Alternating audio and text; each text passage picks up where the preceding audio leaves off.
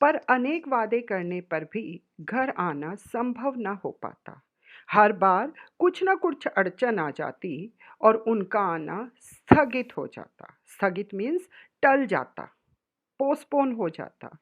पिता हर पत्र में वादे करते कि अगली बार मैं घर आऊँगा, लेकिन हर बार किसी न किसी परिस्थिति के कारण, किसी न किसी कठिनाई या अड़चन के कारण उनका आना नहीं हो पाता।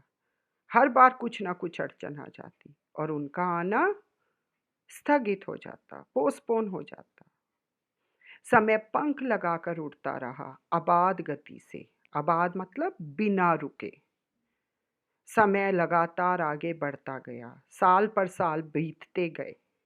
बच्चों ने लिखा, यदि उनका आना कठिन हो रहा है तो वे सभी अफ्रीका आने की सोच रहे हैं। कुछ वर्ष वहीं बिता लेंगे।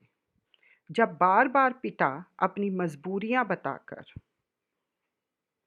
भारत आने की संभावनाएं कम करते गए, अपनी मजबूरियां बताते गए, तो बच्चों ने लिखा कि यदि आपका घर आना मुश्किल हो रहा है, आप भारत नहीं आ पा रहे हैं अपने कारोबार के कारण, तो हम सब अफ्रीका चले आते हैं।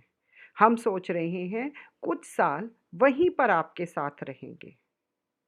जब ये पत्र पिता को मिला तो उन्होंने उत्तर में क्या लिखा? देखिए, उत्तर में केवल इतना ही था कि काम बहुत बढ़ गया है।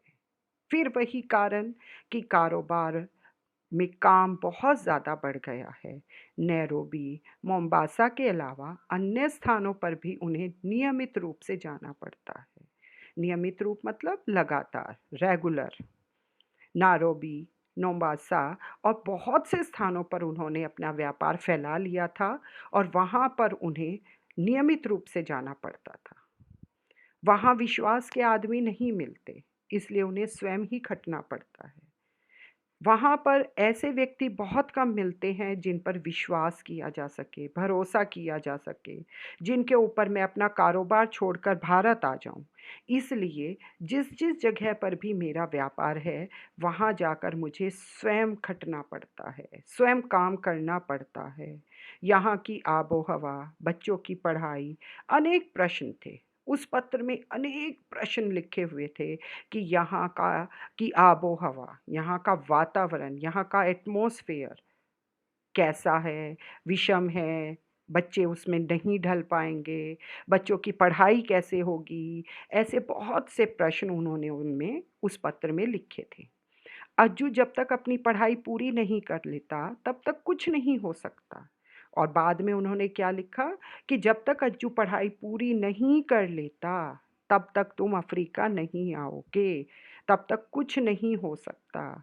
समय निकालकर कभी वह स्वयं घर आने का प्रयास करेगा। बाद में उन्होंने लिखा कि समय निकालकर मैं अपने आप भारत या अपने घर आने का प्रयत्न करूँगा, कोशिश करूँगा। बच्चों की बहुत याद आती है, घर की बहुत याद आती है, लेकिन विवशता के लिए क्या किया जाए? विवशता मतलब मजबूरी। मुझे अपने घर की, अपने बच्चों की, अपनी पत्नी की, अपने देश की बहुत याद आती है, लेकिन मैं बहुत मजबूर हूँ अपने व्यापार के कारण, इसलिए मैं कुछ नहीं कर सकता।